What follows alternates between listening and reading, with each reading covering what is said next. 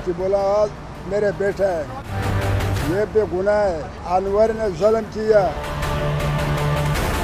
वो जुल्म के मुतालिक हम सुप्रीम कोर्ट आए हैं।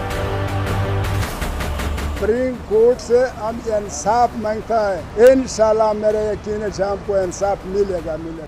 राव अनवर ने जमानत का फायदा न उठाया। चीफ जस्टिस की हिदायत के बावजूद अदालत न आए। चीफ जस्टिस के इस्तफसार पर आईजी सिंध एडी ख्वाजा ने बताया कि व्हाट्सएप पर राव अनवर से राब्ता हुआ। उन्होंने अदालत में पेश होने की यकीन दहानी भी कराई, लेकिन वादे के बावजूद अदालत नहीं आए, जिस पर चीफ जस्टिस ने अदालत के हुक्म की तामील न करने पर तौहीन अदालत का शो कॉज नोटिस जारी करने का हुक्म दिया। अदालत ने पुलिस और तमाम खुफिया इदारों को राव अनवर की गिरफ्तारी का भी हुक्म दिया। मुमताज समाजी कारकुन जिब्रान नासिर ने अदालत के बाहर मीडिया से गुफ्तगू में बताया कि अदालत ने तमाम इदारों को गिरफ्तारी की कोशिशों पर अलहदा मुफस्सिल रिपोर्ट देने की भी हिदायत की है।